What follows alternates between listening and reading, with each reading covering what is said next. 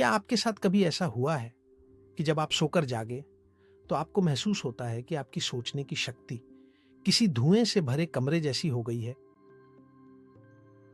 देखिए, मेरा मतलब शारीरिक थकान से नहीं है, उस थकावट से जो आपको लंबे और कठिन दिन के बाद या मैराथन या बड़ी दौड़ के बाद मांसपेशियों में महसूस होती है।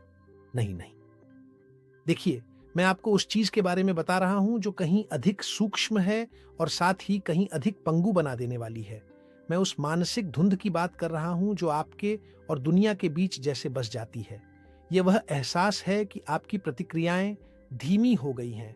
आपके फैसले ऐसे भारी लगते हैं जैसे वे शीशे के बने हों, और खुशी, जीवन की वह स्वाभाविक चिंगारी, एक दूर की, लगभग आपसे पराई सी याद बन गई है। अक्सर जब हम ऐसा महसूस करते हैं तो हमारी पहली प्रतिक्रिया होती है पारंपरिक मनोविज्ञान में जवाब ढूंढना, या इससे भी बुरा, उन दवाओं में तलाशना जो यह वादा करती हैं कि वे आपके दिमाग की रसायन को ऐसे संतुलित कर देंगी जैसे कोई सटीक तराजू को समायोजित करता है। लेकिन आज हमारे प्लाज्मा पर आधारित त्रयी के इस समापन में मैं आपसे कुछ थोड़ा अलग करने के लिए कहने जा रहा हूं।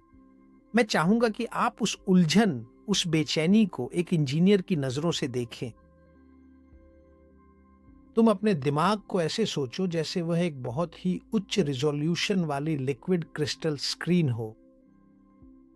अगर द्रव साफ है और वोल्टेज सही है तो जो छवि निकलेगी वह स्पष्ट और चमकदार होगी।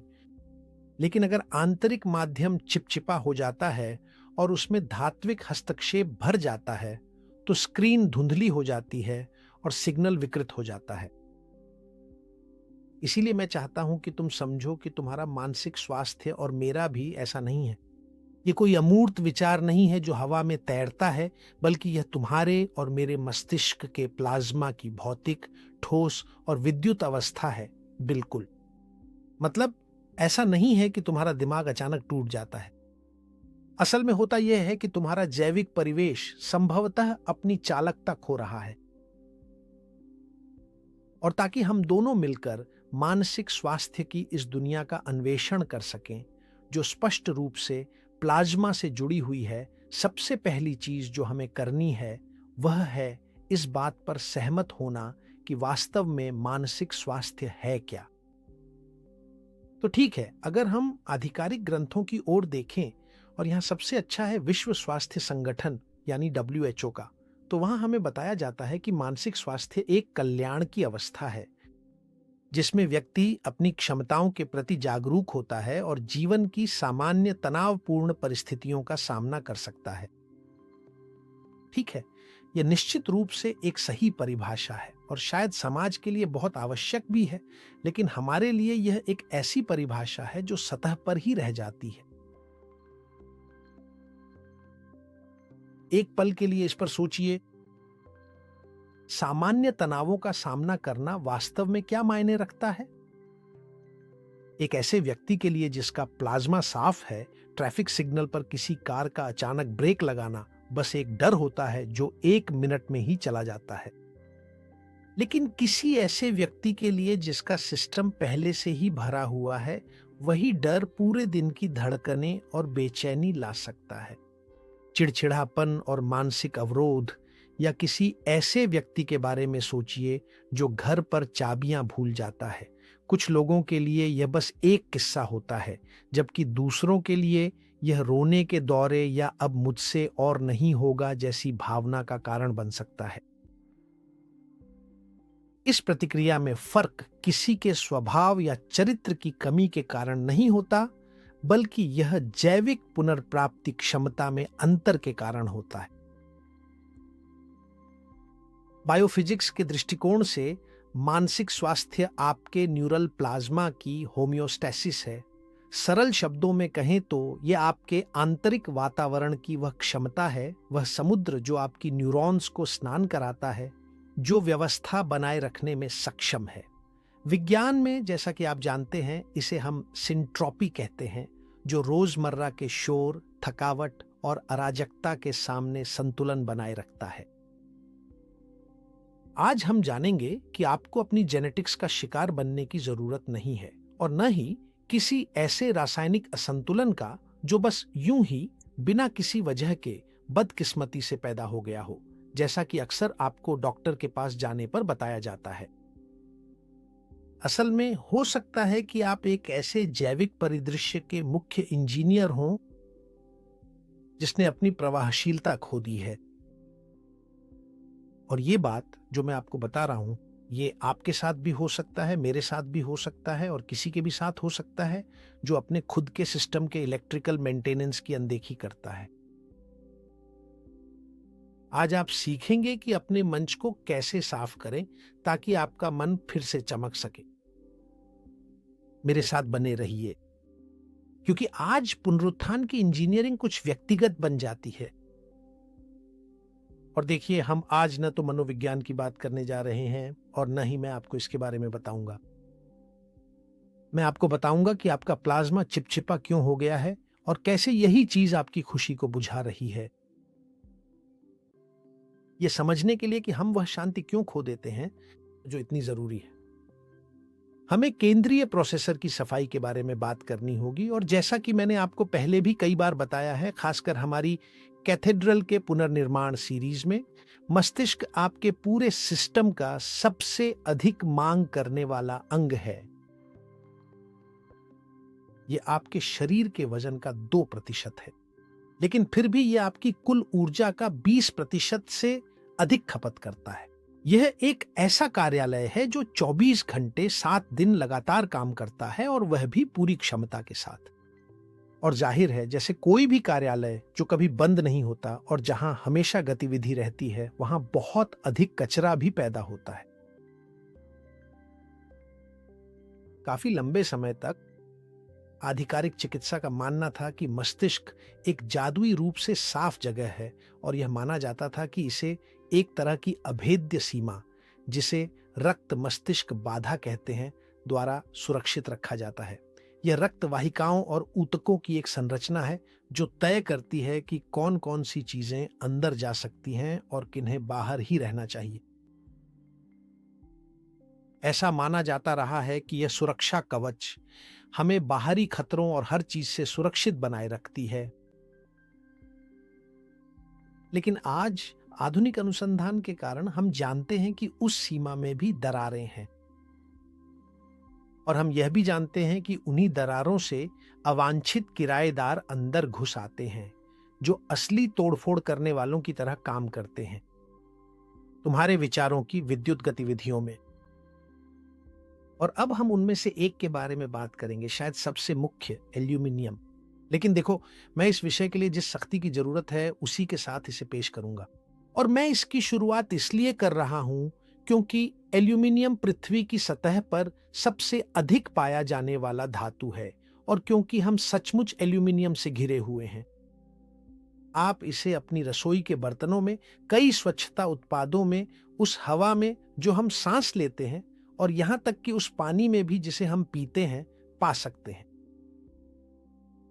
क्या होता है कि हमारे मस्तिष्क में इसकी उपस्थिति पिछले कुछ दशकों में अत्यधिक बढ़ गई है और संज्ञानात्मक गिरावट वाले मरीजों की बायोप्सी में हमें ऐसे स्तर देखने को मिलते हैं, धन्यवाद, जो वास्तव में हमें सोचने पर मजबूर कर देना चाहिए। एल्यूमिनियम केवल एक अवशेष नहीं है जो बस यूं ही गुजर जाता है। बायोफिजिक्स में यह एक इंसुलेटिंग सामग्री की तरह व्यवहार करता है और आप देखेंगे, अपनी न्यूरॉन्स की कल्पना करें जैसे वे उच्च गुणवत्ता वाले तार हों, चांदी के तार जो लगातार इलेक्ट्रिक पल्स भेजने की जरूरत रखते हैं ताकि आप अपने किसी दोस्त का नाम याद रख सकें, किसी अनहोनी के समय शांत रह सकें या फिर किसी प्रोजेक्ट के लिए उत्साह महसूस कर सकें। तो बात यह है कि अगर एल्यूमिनियम तंत्रिका ऊतक में जमा हो जाता है और फोरेंसिक अध्ययन यह पुष्टि करते हैं कि इसकी इन क्षेत्रों के प्रति विशेष आकर्षण है, तो यह एक ऐसे सीमेंट की तरह काम करता है जो कनेक्टिविटी को ब्लॉक कर देता है।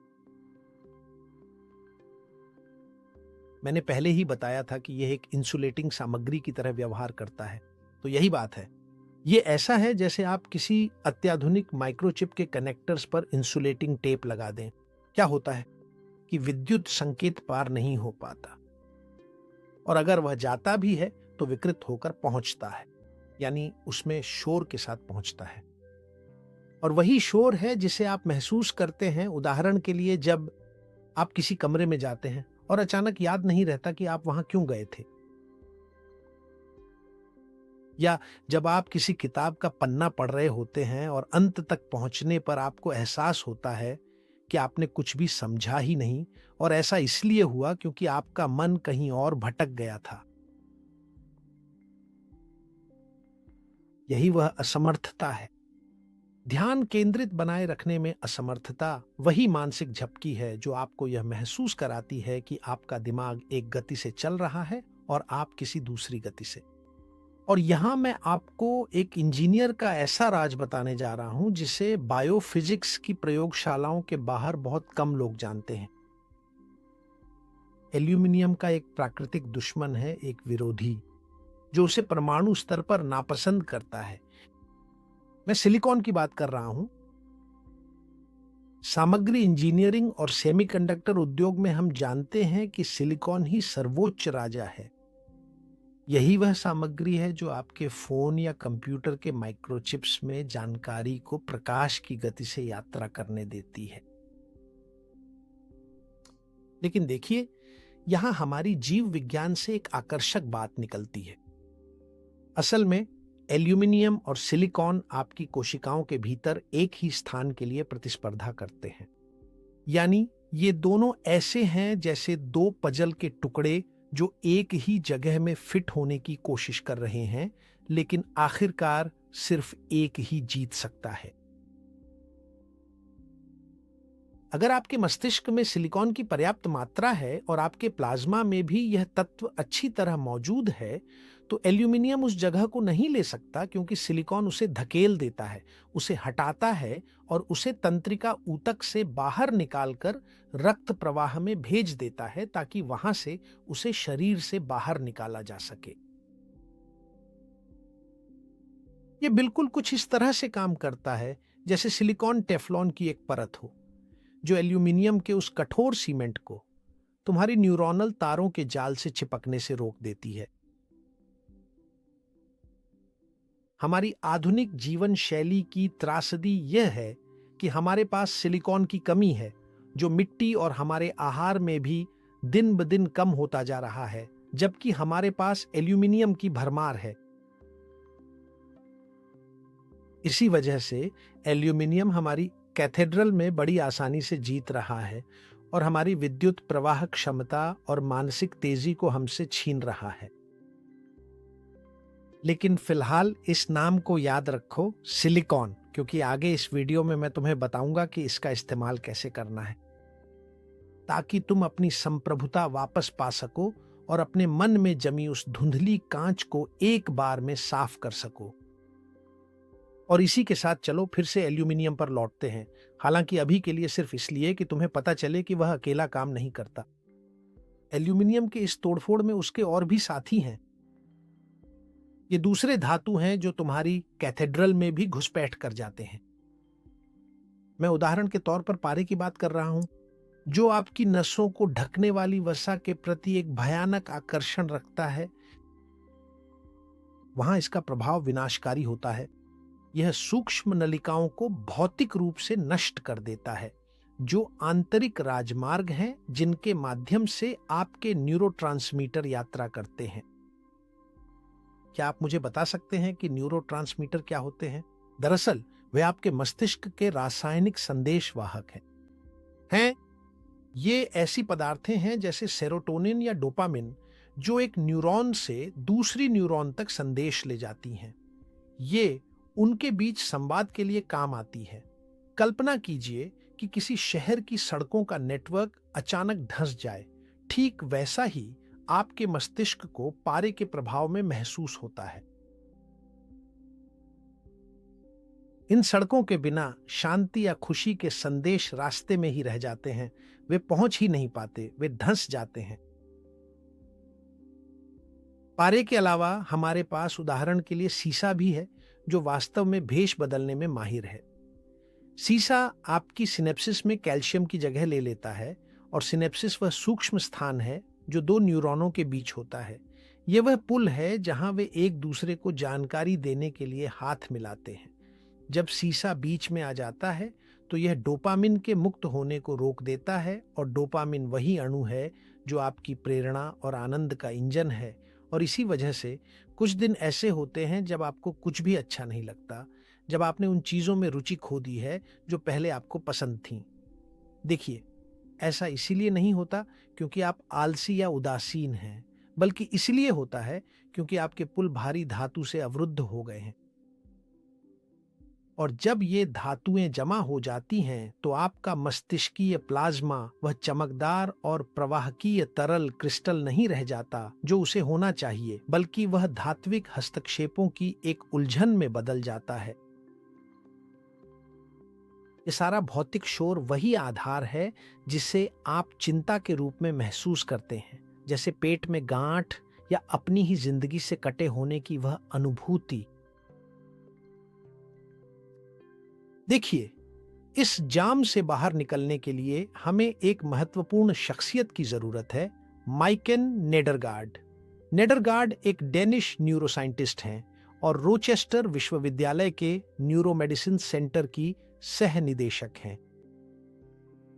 साल 2012 में फ्लोरेसेंट ट्रेसर्स के साथ वर्षों की रिसर्च के बाद उन्होंने एक ऐसी चीज की खोज की जिसने चिकित्सा विज्ञान को पूरी तरह बदल दिया, ग्लिम्फेटिक सिस्टम।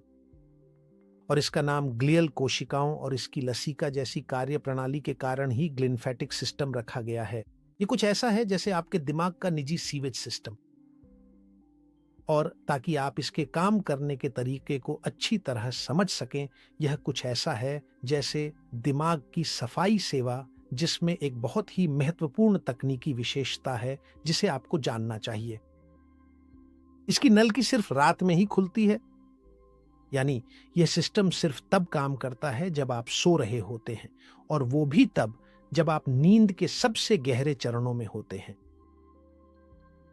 दिन के समय यह सिस्टम बंद रहता है क्योंकि जाहिर है कि उस वक्त दिमाग जानकारी प्रोसेस करने में व्यस्त रहता है।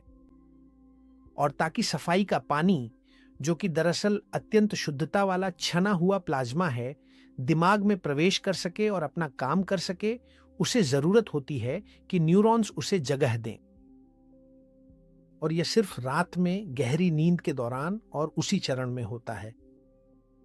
जब तुम्हारा मन पूरी तरह से शांत हो जाता है, तभी यह चमत्कार घटित होता है। ऐसा होता है कि तुम्हारी ग्लियल कोशिकाएं, यानी वे जो न्यूरॉन्स को सहारा देने वाली वास्तुकार हैं और असली न्यूरल रखरखाव की देखभाल करने वाली हैं, एक जैविक संकेत प्राप्त करती हैं और शारीरिक रूप से 60% तक सिकुड़ जाती है। और यहां सिर्फ एक स्पष्टीकरण, मैं न्यूरल शब्द का इस्तेमाल उन सभी चीजों के लिए करता हूं जो तुम्हारी न्यूरॉन्स से संबंधित हैं और उनके परिवेश से।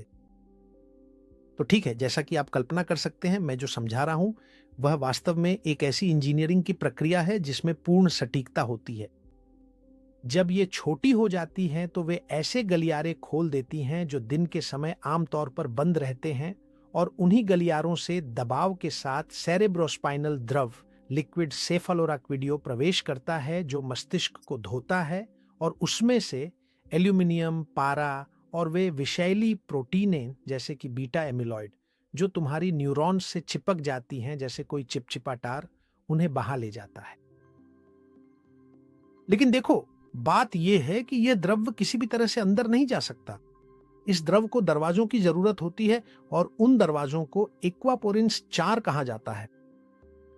ये सूक्ष्म प्रोटीन से बने चैनल होते हैं जो असली स्मार्ट वॉल्व की तरह काम करते हैं। और यहां ध्यान दें, क्योंकि यहीं पर आपके प्लाज्मा के वोल्टेज के साथ इसका महत्वपूर्ण संबंध है। ताकि यह द्रव आवश्यक ताकत के साथ अंदर जा सके और कचरे को साफ कर सके, प्लाज्मा का तरल होना जरूरी है। और अगर आपका आंतरिक माध्यम ऑक्सीकृत है, इस श्रृंखला की शुरुआत में मैंने जिस उच्च RH2 का उल्लेख किया था, जो लगातार तनाव या अपर्याप्त जलयोजन के कारण हो सकता है, उससे तरल पदार्थ गाढ़ा हो जाता है। कल्पना कीजिए कि आप एक घड़ी के गियर को साफ करने की कोशिश कर रहे हैं और आप पतले हल्के तेल के बजाय गाढ़े सिरप का उपयोग कर रहे हैं। तरल पदार्थ बस वह एक्वापोरिन 4 से होकर नहीं जा सकता, जो प्रोटीन द्वार हैं जो इस सफाई प्रवाह को नियंत्रित करते हैं।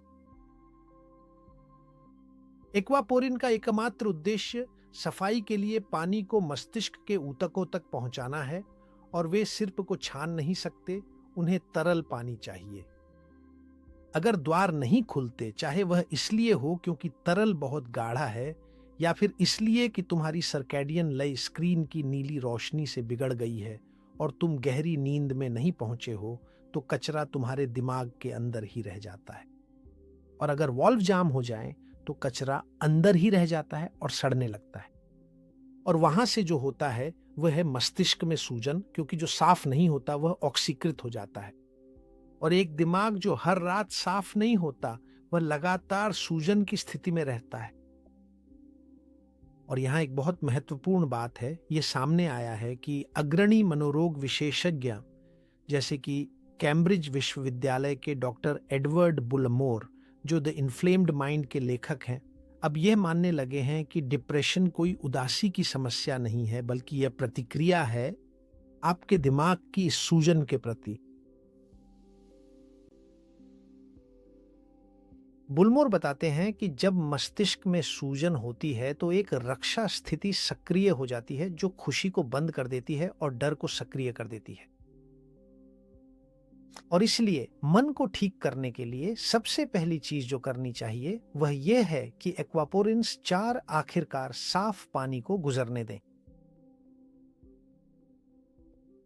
मस्तिष्क की सूजन वह जमीन है जहां डिप्रेशन और चिंता पनपती और पोषित होती है, क्रॉनिक। और ऐसा नहीं है कि तुम अंदर से टूटे हुए हो, बल्कि तुम्हारी सफाई प्रणाली बस वह जरूरी वोल्टेज खो चुकी है जिससे वह फ्लश कर सके। एक बार जब मुझे लगता है कि तुम समझ गए हो कि दिमाग को साफ रहना चाहिए ताकि बिजली प्रवाहित हो सके, और वह सीवेज सिस्टम जिसे माइकल नेथरगैट ने खोजा था वह इसीलिए जरूरी है ताकि धातु के मलबे हमें शॉर्ट सर्किट न कर दें। अब हमें खुद से एक बड़ा सवाल पूछना है, और यह एक ऐसा सवाल है जो शायद स्पष्ट लगता है, लेकिन इसमें तुम्हारी जीवन शक्ति का रहस्य छुपा है। सवाल यह है कि वह बिजली आखिर आती कहां से है? क्योंकि मेरे साथ सोचो, इंजीनियर की तर्क शक्ति से देखें तो इसका कोई फायदा नहीं है। एकदम सही चांदी की वायरिंग हो, चमकदार लिक्विड क्रिस्टल फाइबर ऑप्टिक हो और कैथेड्रल के गलियारे मलबे से मुक्त हो, तो भी अगर ऐसा हो कि तुम्हारे पास सिस्टम को ऊर्जा देने वाला कोई पावर स्टेशन ही नहीं है, तो ऊर्जा के बिना दुनिया का सबसे उन्नत हार्डवेयर भी सिर्फ एक ढेर बेजान कबाड़ बनकर रह जाता है। लगभग 1 सदी तक पारंपरिक मनोरोग ने हमें बताया है कि डिप्रेशन, चिंता, दिमागी धुंध या यहां तक कि और भी गंभीर विकार जैसे बाइपोलर डिसऑर्डर, ये सब रासायनिक असंतुलन है। और हमें लगभग ऐसे विश्वास दिलाया गया है जैसे यह कोई धार्मिक सिद्धांत हो, कि समस्या यह है कि तुम्हारे दिमाग के एक कोने में थोड़ी सी सेरोटोनिन की कमी है या दूसरे कोने में डोपामिन ज्यादा है।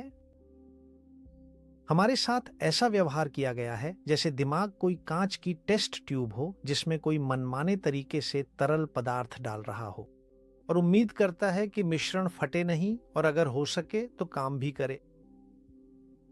लेकिन आज वह पुराना नजरिया ढहता जा रहा है, और यह बात कोई हाशिए की आवाजें नहीं कह रही हैं, बल्कि वे वैज्ञानिक कह रहे हैं जो खुद आधिकारिक अकादमी के केंद्र से आते हैं। और यहां मैं आपको एक ऐसे व्यक्ति से मिलवाना चाहता हूं जो मेरे लिए बहुत महत्वपूर्ण है ताकि आप अपनी खुद की शांति वापस पा सकें, डॉक्टर क्रिस पामर। और देखिए, वे कोई केवल सैद्धांतिक व्यक्ति नहीं हैं, वे एक प्रतिष्ठित मनोचिकित्सक हैं, वे प्रोफेसर हैं, हार्वर्ड मेडिकल स्कूल में और मैकलिन अस्पताल में स्नातकोत्तर विभाग के निदेशक हैं। वे 25 से अधिक वर्षों से सबसे कठिन मामलों का इलाज कर रहे हैं, वे मामले जिन्हें कोई भी हल नहीं कर सका था। और पूरी जिंदगी की क्लिनिकल प्रैक्टिस के बाद पामर ने एक ग्रंथ प्रकाशित किया है जो सैकड़ों लोगों को झकझोर रहा है। उनके पेशे की नींव को हिला देने वाली इस किताब का नाम है ब्रेन एनर्जी, और इसमें उनकी थीसिस उतनी ही सरल है जितनी क्रांतिकारी। और मैं चाहूंगा कि आप इसे ध्यान से सुने।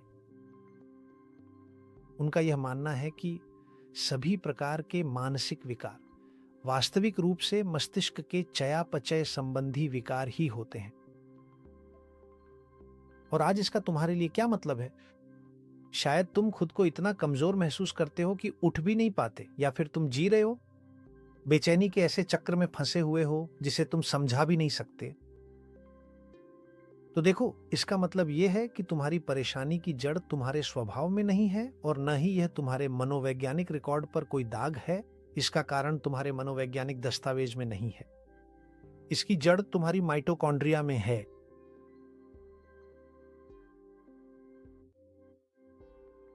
हाँ, ये बहुत जरूरी है कि तुम गहराई से इस बात पर विचार करो जो मैं तुम्हें बता रहा हूं, क्योंकि बहुत संभव है कि अचानक तुम्हें पता चले कि असल में तुम्हारी थकान वह आलस्य नहीं है जैसा कि तुम सोचते थे। अब मैं तुम्हें समझाने जा रहा हूं ताकि तुम समझ सको कि ये संरचनाएं क्या हैं, माइटोकॉन्ड्रिया क्या है, क्योंकि यही तुम्हारे मानसिक स्वास्थ्य की असली नायक है। और मेरी भी ये बहुत ही छोटी छोटी ऊर्जा केंद्र हैं जो तुम्हारी हर एक कोशिका के अंदर रहती है। 1 ट्रिलियन से भी ज्यादा कोशिकाएं हैं, और इन्हें ऐसे सोचो जैसे ये सूक्ष्म मोटर या रिचार्जेबल बैटरियां हों। इनका काम वाकई में बहुत ही आकर्षक है। ये तुम्हारे खाने से मिलने वाले पोषक तत्वों और तुम्हारी सांस से मिलने वाली ऑक्सीजन को लेती हैं, और एक अद्भुत सटीकता के साथ रासायनिक नृत्य के जरिए इन्हें एटीपी एडेनोसिन ट्राइफॉस्फेट में बदल देती है। और एटीपी ही जीवन की विनिमय मुद्रा है। यही वह शुद्ध ऊर्जा है जिसकी तुम्हारी न्यूरॉन्स को आपस में बात करने के लिए जरूरत होती है। आपस में अगर एटीपी नहीं है तो न सोच है, न याददाश्त है, और निश्चित रूप से न ही खुशी है। और यहीं पर लुई क्लाउड विंसेंट की बायोफिजिक्स के साथ यह पुल एक अटूट उपकरण में बदल जाता है। अगर तुम्हें याद हो कि हमने इस श्रृंखला की शुरुआत में क्या बात की थी, RH2 वह मान है जो तुम्हारे इलेक्ट्रॉनों के दबाव को मापता है, यानी यह मापता है तुम्हारे पास कितनी विद्युत आवेश भंडार में है। तो ठीक है, हकीकत यह है कि डॉक्टर पामर भी इसी निष्कर्ष पर पहुंचते हैं, लेकिन वे इस नतीजे पर मनोरोग क्लिनिक से पहुंचते हैं। अगर तुम्हारी माइटोकॉन्ड्रिया फेल हो जाती है, अगर वे ऊर्जा को प्रभावी ढंग से उत्पन्न करने में सक्षम नहीं है, तो तुम्हारे दिमाग का वोल्टेज आवश्यक न्यूनतम से नीचे गिर जाता है। और अब इस उपमा का विश्लेषण करो ताकि तुम समझ सको कि तुम्हारे मन के साथ क्या हो रहा है, क्योंकि यह बहुत आसान है।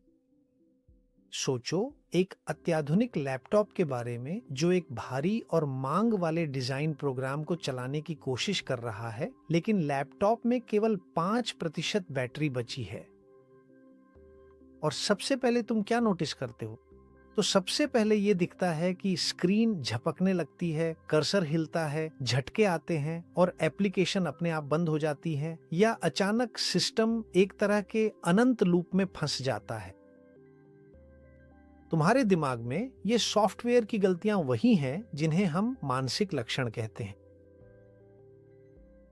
एक न्यूरॉन जिसके पास सही समय पर फायर करने के लिए पर्याप्त ऊर्जा नहीं होती, या जो अस्थिर हो जाता है और गलत समय पर फायर करता है, सिर्फ इसलिए क्योंकि उसकी माइटोकॉन्ड्रियल बैटरी खत्म हो चुकी है। जो होता है वह एक आंतरिक विद्युत तूफान पैदा करता है, और वही तूफान तुम्हें पैनिक अटैक के रूप में महसूस होता है। अचानक, जैसे कि बिना किसी स्पष्ट कारण के छाती पर दबाव डालने वाली चिंता, या गहरी और धुंधली उदासी के रूप में, जो ऐसा लगता है कि कभी खत्म नहीं होगी। डॉक्टर पामर एक ऐसी बात समझाते हैं जो शायद तुम्हारे दिल को गहराई से छू जाएगी। क्रॉनिक तनाव, अतीत के आघात, या यहाँ तक कि खराब खानपान केवल मनोवैज्ञानिक अवधारणाएं नहीं हैं, ये भौतिक कारक हैं जो आपकी माइटोकॉन्ड्रिया को बंद कर देते हैं। देखिए, जब आप लगातार किसी खतरे के साए में जीते हैं, चाहे वह असली हो या काल्पनिक, आपकी ऊर्जा केंद्र व स्थिति अपनाते हैं जिसे हम रक्षा मोड कहते हैं। वे जीवन के लिए ऊर्जा बनाना यानी एटीपी बनाना बंद कर देते हैं और अपनी रक्षा के लिए फ्री रेडिकल्स बनाना शुरू कर देते हैं। और यह तुरंत आपके RH2 को बढ़ा देता है। आप चौंकाने वाली गति से इलेक्ट्रॉनों को खो रहे हैं और आप सचमुच अपने मस्तिष्क के प्लाज्मा को ऑक्सीडाइज कर रहे हैं। इसीलिए उदास होना शारीरिक रूप से डिस्चार्ज होना है। यह एक ऐसा चिपचिपा प्लाज्मा होना है जो जानकारी के प्रवाह को रोकता है, और ऐसी माइटोकॉन्ड्रिया होना है जो बंद हो चुकी हैं, क्योंकि वे अब आपकी चेतना को बनाए रखने के लिए आवश्यक ऊर्जा खर्च को सहन नहीं कर सकती। जागो। और इसी वजह से केवल शब्दों से, चाहे वे कितने भी बुद्धिमान क्यों ना हो, मन का इलाज करना कभी कभी पर्याप्त नहीं होता। इसे ऐसे कल्पना करो, ये वैसा ही है जैसे उस कंप्यूटर को मनाने की कोशिश करना जो बैटरी खत्म होने वाला था कि वह और तेज चले, सिर्फ इसलिए क्योंकि आप उसे एक प्रेरणादायक भाषण दे रहे हैं। यह काम नहीं करेगा। दिमाग में भी बिल्कुल यही होता है। सबसे पहले सिस्टम में फिर से वोल्टेज लौटाना होता है, माइटोकॉन्ड्रिया को ठीक करना होता है ताकि प्लाज्मा अपनी प्रवाहकीयता वापस पा सके। क्या तुम समझ रहे हो कि हम जिस बात की चर्चा कर रहे हैं वह कितनी गहरी है? मैं फिर कहता हूं, तुम्हें मानसिक रूप से टूटा हुआ होने की जरूरत नहीं है। संभावना यही है कि जो हो रहा है वह यह है कि तुम्हारे पावर स्टेशन को बस थोड़े सटीक रखरखाव की जरूरत है। तुम्हारा गिरजाघर अपनी बत्तियां बुझा देता है। ऐसा इसलिए नहीं है कि वास्तुकार गायब है, बल्कि सिर्फ इसलिए कि डायनामो गंदी है और उसमें ईंधन नहीं है। लेकिन जाहिर है, अगर हम मान लें कि समस्या ऊर्जा और मेटाबॉलिज्म की है, तो अगला सवाल जो कोई भी पूछेगा वह यह है कि मुझे कौन से पदार्थ चाहिए ताकि वह बैटरी कभी खत्म ना हो। क्या चीज है जो माइटोकॉन्ड्रिया के इंजन को बिना आवाज किए चलने देती है? अगर डॉक्टर पामर जिन माइटोकॉन्ड्रिया के बारे में बात कर रहे हैं वे तुम्हारे दिमाग के इंजन हैं, तो अब हमें यह सवाल पूरी तर्क संगत और रचनात्मक दृष्टि से पूछना चाहिए। ये इंजन किस सामग्री से बने हैं? और क्या होता है जब असली स्पेयर पार्ट्स की कमी हो जाती है? ये दूसरा सवाल भी महत्वपूर्ण है, क्योंकि देखो, किसी भी इंजीनियरिंग के काम में हम जानते हैं कि अगर किसी सटीक संरचना में कोई जगह खाली रह जाती है तो हमेशा कोई ना कोई चीज उसे भर ही देगी। प्रकृति के नियम पूर्ण शून्यता की अनुमति नहीं देते। अगर असली हिस्सा मौजूद नहीं है तो कोई जैविक घुसपैठिया उसकी जगह ले लेगा या उसे भर देगा।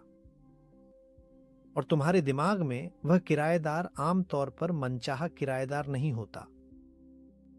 और यह समझने के लिए कि तुम्हारा मन असुरक्षित क्यों महसूस कर सकता है, यहां मैं तुम्हें आज की सबसे साहसी और कठोर मनोविज्ञान शोधकर्ताओं में से एक डॉक्टर जूलिया ड्रुकलिच से मिलवाना चाहता हूं। जूलिया का धन्यवाद। वह न्यूजीलैंड की कैंटरबरी यूनिवर्सिटी में क्लिनिकल साइकोलॉजी की प्रोफेसर हैं और आज जिसे हम पोषण मनोविज्ञान कहते हैं, उस क्षेत्र की सबसे सम्मानित और उद्धृत वैज्ञानिकों में से एक हैं।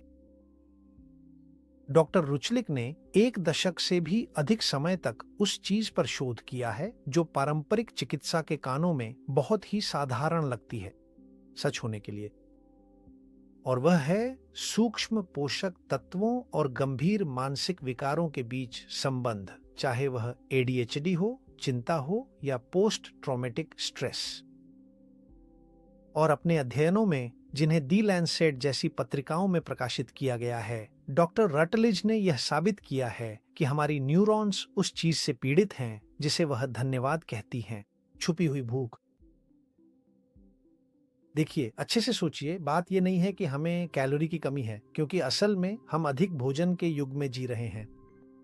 वास्तव में हमारे प्लाज्मा में वे अत्यंत आवश्यक सूक्ष्म खनिज तत्व मौजूद नहीं हैं जो विद्युत प्रवाह को सुचारू रूप से चलाने के लिए अनिवार्य रूप से बहुत जरूरी होते हैं। और वह समझाती हैं कि जिंक, लिथियम, मैग्नीशियम या सेलेनियम जैसे खनिज केवल ऐसे सप्लीमेंट नहीं हैं जिन्हें कोई लेता है, अगर आप चाहें तो ये एंजाइमेटिक कोफैक्टर होते हैं। और ये साधारण भाषा में क्या मतलब रखता है, आप मुझसे पूछेंगे तो कल्पना कीजिए कि आपकी न्यूरॉन्स दरवाजे हैं जिन्हें जानकारी को अंदर बाहर जाने देने के लिए खुलना या बंद होना चाहिए। तो बात यह है कि खनिज उन दरवाजों की चाबियां हैं। जिंक की चाबी के बिना आपका दिमाग न्यूरोट्रांसमीटर नहीं बना सकता। याद रखिए, वही रासायनिक संदेशवाहक। और यही वे हैं जो आपको शांति महसूस करने की अनुमति देते हैं। मैग्नीशियम के बिना आपकी न्यूरॉन्स में एक विद्युत प्रयास के बाद खुद को आराम देने की क्षमता नहीं होती। और होता यह है कि वे लगातार तनाव की स्थिति में बनी रहती हैं। और देखिए, यहीं पर मैं उस महान जैविक लड़ाई को फिर से उठाना चाहता हूं जिसका मैंने पहले भी जिक्र किया था अन्य वीडियो में, लुइस पाश्चर और एंटोनी बेशाम्प के बीच की लड़ाई। पाश्चर ने हमें यह यकीन दिलाया कि बीमारी एक बाहरी दुश्मन है, एक तरह का माइक्रोब या वायरस जो बस हम पर हमला करता है। लेकिन बेशाम्प, जो एक दूरदर्शी थे, उन्होंने हमें इससे कहीं अधिक गहरा कुछ बताया। उन्होंने कहा कि माइक्रोब कुछ नहीं है, उन्होंने कहा कि असली महत्व तो पर्यावरण का है। जब हम मानसिक स्वास्थ्य की बात करते हैं तो पर्यावरण क्या है?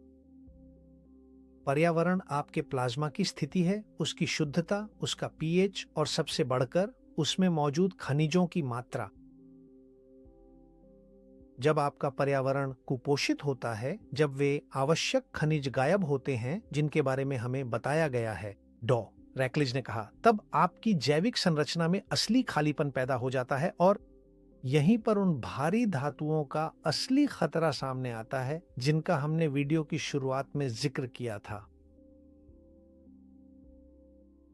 देखिए, इस प्रक्रिया पर ध्यान दें क्योंकि यह शुद्ध सामग्री इंजीनियरिंग है। मानव शरीर इतना बुद्धिमान है कि जीवित रहने की अपनी कोशिश में अगर उसे कोई महत्वपूर्ण कार्य करने के लिए सही सामग्री नहीं मिलती तो वह जो भी उपलब्ध होता है उसका उपयोग कर लेता है। इसे हम आपातकालीन प्रतिस्थापन कह सकते हैं।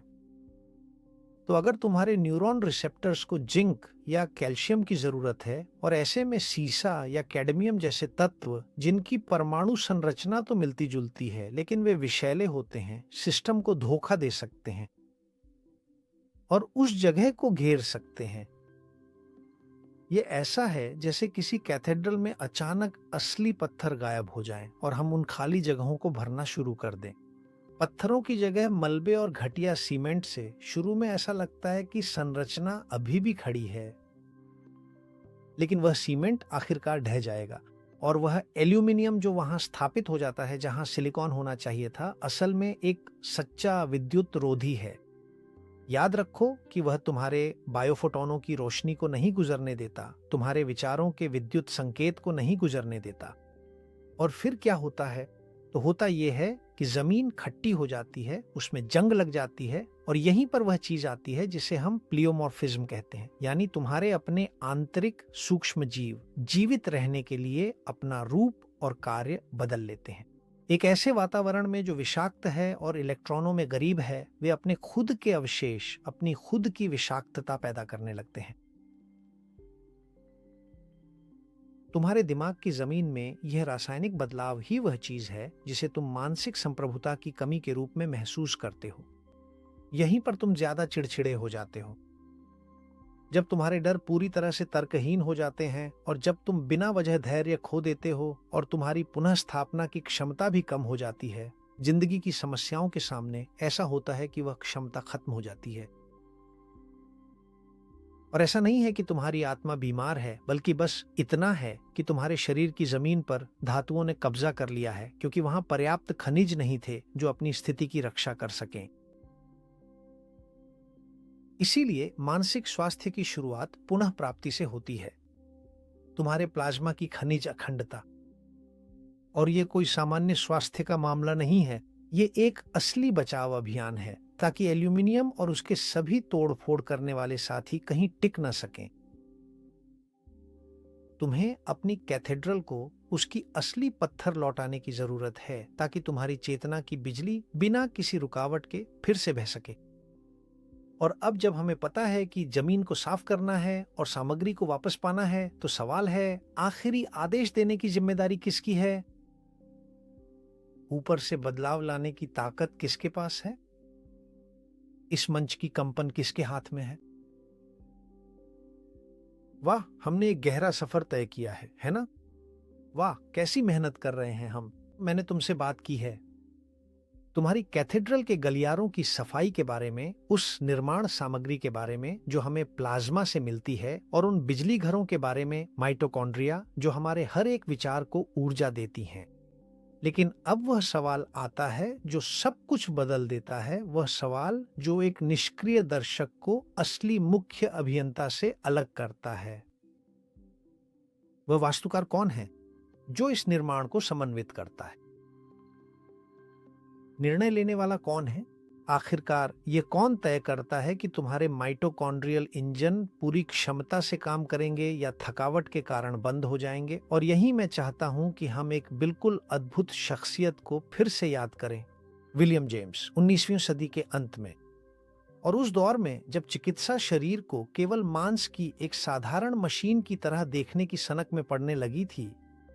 जेम्स, जो संयुक्त राज्य अमेरिका में आधुनिक मनोविज्ञान के जनक माने जाते हैं और हार्वर्ड में प्रोफेसर थे, पहले ही यह समझ चुके थे कि मन और शरीर एक अविभाज्य इकाई हैं।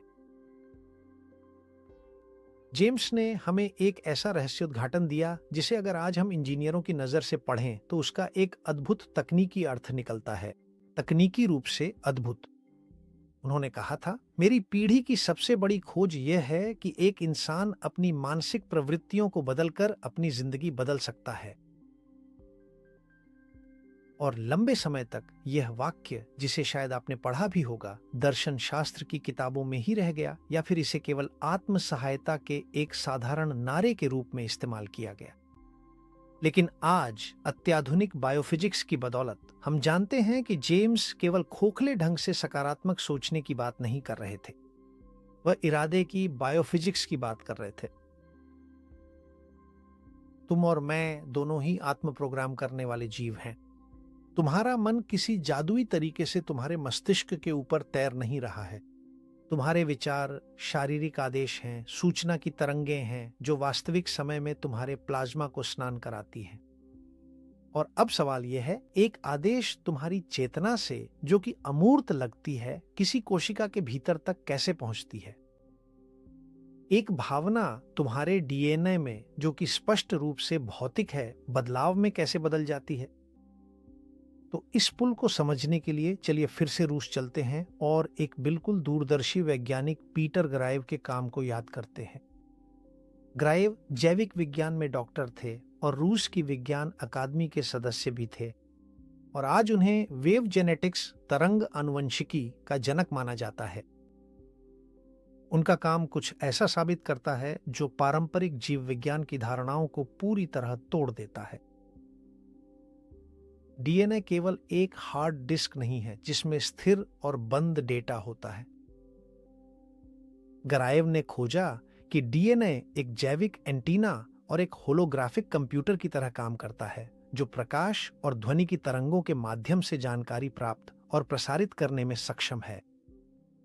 और यहां एक तकनीकी शब्द आता है जिसे मैं चाहता हूं कि आप अच्छी तरह समझें।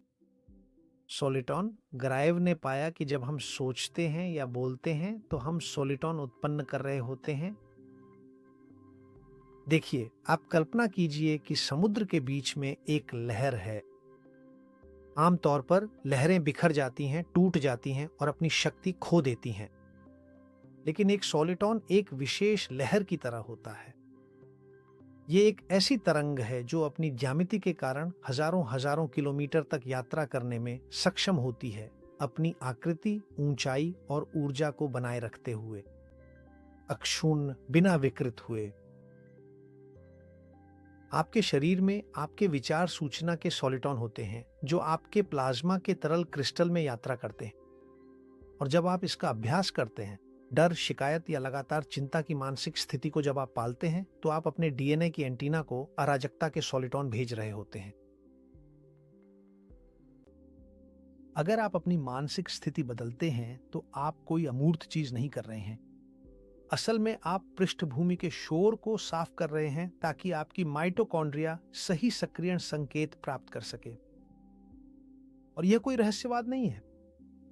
यह बात है कि वह वोल्टेज जिसके बारे में पामर कहते हैं कि डिप्रेशन में हमारे पास नहीं होता, केवल तभी बना रह सकता है जब आपकी कोशिकाओं का पानी संगठित हो, और वह संगठन तुम्हें कोई दवा नहीं दे सकती, उसे तुम्हारा सॉफ्टवेयर यानी तुम्हारे विचार तय करते हैं। यह ऐसा है जैसे आप एक बेहद खूबसूरत कविता को कीचड़ और चिकनाई से भरे कांच के पार पढ़ने की कोशिश कर रहे हो। कविता बिल्कुल सही है, अक्षर नहीं बदले हैं, लेकिन तुम चिकनाई और धूल के कारण उन्हें देख नहीं सकते। अपनी संप्रभुता वापस पाना यह समझना है कि तुम ही मुख्य प्रोग्रामर हो, और जब तुम अपने इरादे की आवृत्ति को उत्साह की संगति के माध्यम से बदलते हो, और यहाँ याद रखो कि उत्साह का अर्थ है अपने भीतर एक देवता होना, तो तुम अपनी भौतिक संरचना को फिर से पुनर्जीवन के पृष्ठ से जोड़ने की अनुमति देते हो, और वह अवरुद्ध रहना बंद कर देती है, सिर्फ अस्तित्व के पृष्ठ पर नहीं रहती। यह, जैसा कि आप समझ सकते हैं, मानसिक स्वास्थ्य के लिए एक क्रांतिकारी बात है। बीमारी कोई आनुवंशिक कोड में गलती नहीं है। पूर्ण स्वास्थ्य की योजना अब भी वही है, और वह डीएनए में पूरी तरह सुरक्षित है। समस्या यह है कि मानसिक शोर, वे हस्तक्षेप जिनके बारे में मैंने बात की थी, अक्सर आपकी जीव विज्ञान को सही निर्देश पढ़ने से रोक देते हैं। मैं जो कुछ भी कह रहा हूं उसके साथ अब आप रसायन के शिकार नहीं रहे, बल्कि अपनी जिंदगी की तरंगों के मालिक बन सकते हैं। लेकिन जाहिर है, इतनी सारी रोशनी और सोच की इंजीनियरिंग के बाद शायद, और अगर आप में ताकत बची है तो आप सोच रहे होंगे, लेकिन देखिए जोश मारिया, ये सब एक बेहद विशाल शक्ति जैसा लगता है, लेकिन मैं इसे कल सुबह अलार्म बजने पर अपनी जिंदगी में कैसे उतारूं? यानी अगर आज मैं खुद को टूटे हुए महसूस कर रहा हूं, तो मैं व्यावहारिक रूप से अपने सिस्टम को दोबारा कैसे प्रोग्राम करना शुरू कर सकता हूं? पूरी तरह से तैयार हो जाइए, क्योंकि अब मैं सिद्धांतों को पीछे छोड़कर वास्तविक क्रिया की ओर अपना कदम बढ़ाने वाला हूं।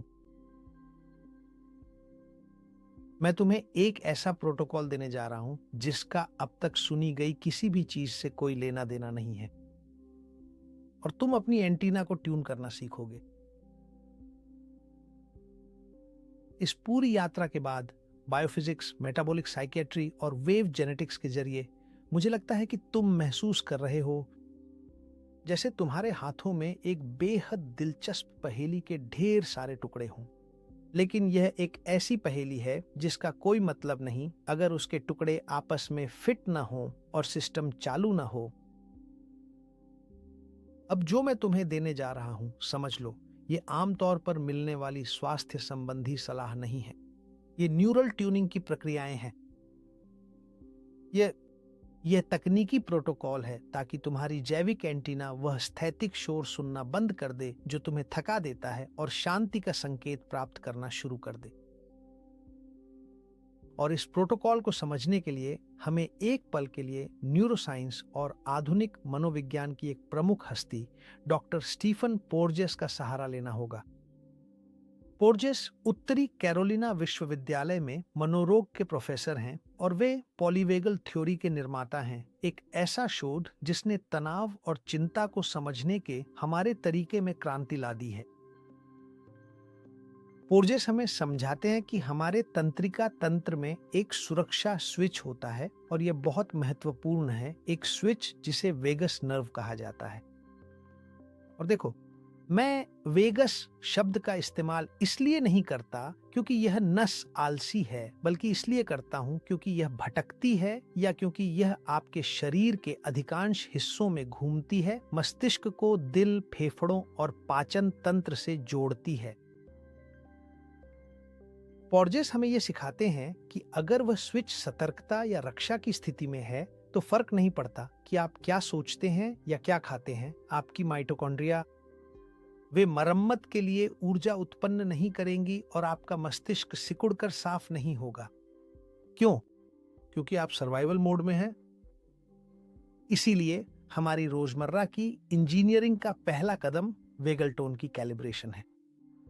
और यहाँ बात सिर्फ रिलैक्सेशन एक्सरसाइज करने की नहीं है, सिर्फ इच्छा शक्ति के बल पर नहीं। मुद्दा यह है कि सीधे मस्तिष्क तने को एक विद्युत संकेत भेजा जाए। और देखिए, आप यह बहुत ही आसान तरीके से कर सकते हैं, जिसे हम नियंत्रित तापीय उत्तेजना कहते हैं। यह उतना ही आसान है जितना कि लगभग 30 सेकंड के लिए अपने चेहरे या गर्दन के किनारों पर बहुत ठंडा पानी लगाना। और अगर आप ऐसा करते हैं तो यह वह प्रतिक्रिया उत्पन्न करता है जिसे फिजियोलॉजिस्ट इमर्शन रिफ्लेक्स कहते हैं।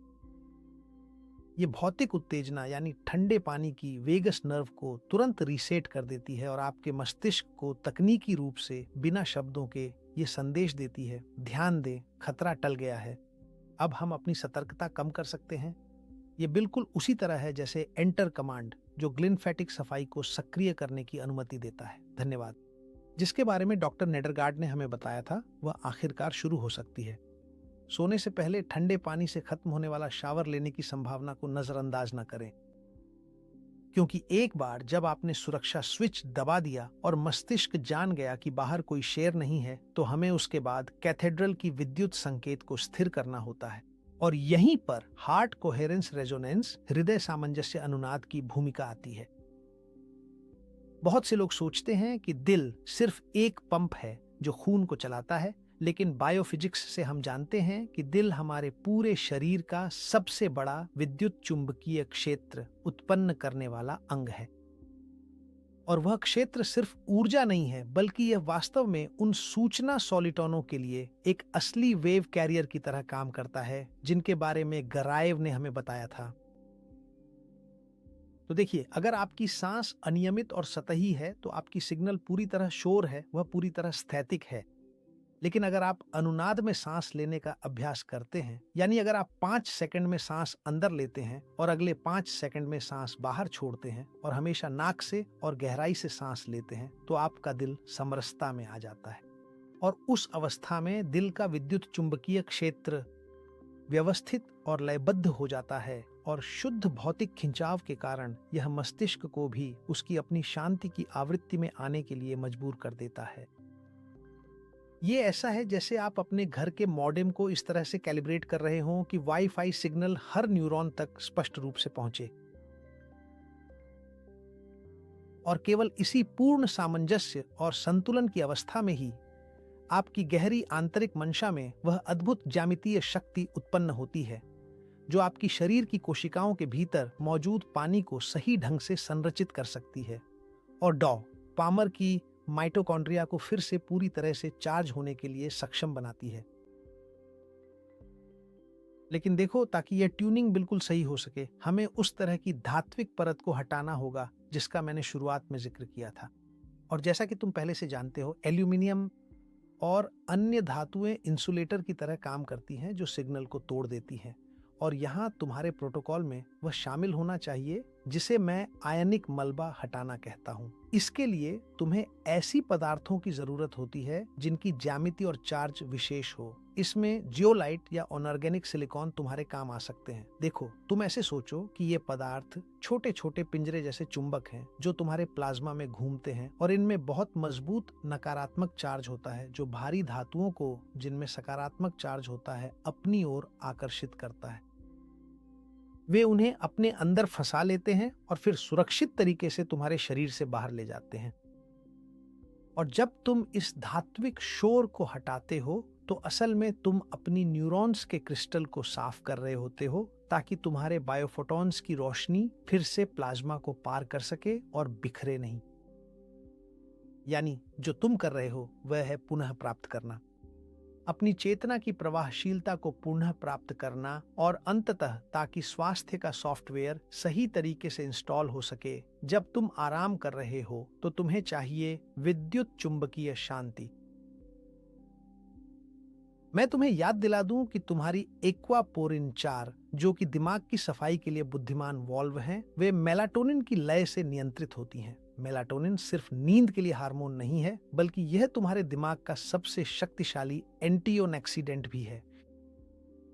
तो अगर सोने से पहले तुम खुद को स्क्रीन की नीली रोशनी या सोशल मीडिया एप्स और इन सब के लगातार शोर के संपर्क में लाते हो, तो तुम अपनी मेलाटोनिन के वोल्टेज को खुद ही नुकसान पहुंचा रहे हो। और जो तुम कर रहे हो वह है कचरा गाड़ी को आने से रोकना, ताकि वह तुम्हारे मंदिर में आकर कचरा उठा सके। और अब हम दिन की तुम्हारी आखिरी इंजीनियरिंग प्रक्रिया पर पहुंचते हैं, जो कि चक्र का समापन होना चाहिए। और ये होते हैं 15 मिनट पूरी तरह अंधेरे और जागरूक कृतज्ञता के। कृतज्ञता, जैसा कि हमने इरादे की भौतिकी के साथ देखा है, कोई काव्यात्मक भावना नहीं है, बल्कि यह एक वास्तविक सामंजस्यपूर्ण ट्यूनिंग फ्रीक्वेंसी है। सोते समय धन्यवाद देना उस अवस्था में दरअसल तुम अपने डीएनए की एंटीना को पुनरुत्थान की फ्रीक्वेंसी के साथ ट्यून कर रहे हो, और अगले 7 या 8 घंटों तक यही स्थिति बनी रहेगी। यानी तुम अपनी इंजीनियरिंग को अपने लिए काम करने दे रहे हो, जबकि तुम बस विश्राम कर रहे हो। तो यह यात्रा जो हमने साथ में की है प्रकाश के प्लाज्मा की दुनिया में, और तुम्हारे मन की यांत्रिकी हमें आखिरकार अपनी खुद की जिंदगी की मालिकियत लौटा देती है। अब तुम एक रहस्यमय रासायनिक असंतुलन के शिकार रहना छोड़ सकते हो, जिसे कोई भी तुम्हें ठीक से समझा नहीं सकता, और निश्चित रूप से उस दोषपूर्ण आनुवंशिकी के भी, जिसे किस्मत से तुम्हें मिल गया मान लिया जाता है, जैसे किसी खेल में बुरी ताश मिल गई हो। नहीं, ऐसा नहीं है। अब तुम जान चुके हो कि तुम एक ऐसे मुख्य अभियंता की तरह हो, जो एक तरल विद्युत और कंपन प्रणाली का संचालन करता है, जिसकी सुंदरता और सटीकता का वर्णन करना असंभव है। मानसिक स्वास्थ्य तुम्हारी जैविक संप्रभुता की सर्वोच्च अभिव्यक्ति है। सामग्री को साफ करके, अपने वेगस तंत्रिका को इस तरह से कैलिब्रेट करके कि ग्लियोइन्फेटिक सिस्टम धो सके, अपने मस्तिष्क को साफ करके और अपने विचारों की एक रूपता के माध्यम से अपनी आंतरिक रोशनी को व्यवस्थित करके, तुम उस गिरजाघर के मेहमान यानी अपनी चेतना को उसकी महानता के योग्य स्थान पर रहने की अनुमति दे रहे हो। इस वीडियो के साथ मैं हमारे प्लाज्मा पर आधारित त्रयी का समापन कर रहा हूं, लेकिन मैं यह भी चाहता हूं कि तुम जानो कि वास्तव में आज हम कुछ भी समाप्त नहीं कर रहे हैं। आज मैं जो कर रहा हूं वह है एक और भी बड़ी दरवाजा खोलना। यह एक ऐसा दरवाजा है जो एक प्रतिबद्धता की ओर खुलता है, जिसे मैं तुम्हारे और इस चैनल के साथ स्वीकार करता हूं। अब से मैं पूरी तरह से मानसिक स्वास्थ्य के व्यापक क्षेत्र में प्रवेश करने जा रहा हूं, लेकिन मैं इसे बायोफिजिक्स के इस नए दृष्टिकोण के तहत करूंगा, जो कि इस चैनल पर हमें एक साथ लाता है। आने वाले हफ्तों और महीनों में मैं बायोफिजिक्स की सामग्रियों के साथ साथ यह भी खोजूंगा कि चिंता क्यों उत्पन्न होती है, जैविक दृष्टिकोण से अवसाद को कैसे हराया जा सकता है, उस स्मृति को कैसे वापस पाया जा सकता है जिसे हम खोया हुआ मान बैठे थे, या हमारे युवाओं को इलेक्ट्रोमैग्नेटिक शोर से भरी दुनिया में कैसे सुरक्षित रखा जा सकता है। और मैं यह सब किसी सोफे पर बैठकर नहीं करूंगा, बल्कि पुनर्जनन की बायोफिजिक्स के दृष्टिकोण से करूंगा। आइए हम सब मिलकर इस चैनल को एक ऐसा निर्देश पुस्तिका बनाएं जिससे मानसिक धुंध हमेशा के लिए दूर हो जाए, और ताकि जिन्हें इसकी जरूरत है वे एक बार और हमेशा के लिए शांति पाने के लिए नियंत्रण वापस पा सकें। क्योंकि एक बार जब आप अपनी खुद की एंटीना को ट्यून करना सीख लेते हैं, तो फिर कोई और आपको यह नहीं बता सकता कि आपको कौन सी संगीत सुननी चाहिए, क्योंकि आप स्वयं तरल प्रकाश हैं। आप अपनी खुद की संप्रभुता के वास्तुकार हैं। अगर आपको यह वीडियो पसंद आया और आपको लगता है कि यह दूसरों के लिए भी उपयोगी हो सकता है, तो अगर आप इसे साझा करेंगे तो आप मेरा बहुत बड़ा उपकार करेंगे। आप ज्ञान फैलाने में मेरी मदद करेंगे, ताकि और लोग रोगी बने रहने के बजाय अपनी जिंदगी के मालिक बन सके। और जैसा कि मैं हमेशा कहता हूं, आगे बढ़ो, हमेशा आगे बढ़ो, और मैं आपकी टिप्पणियों को पढ़ूंगा। बहुत बहुत धन्यवाद।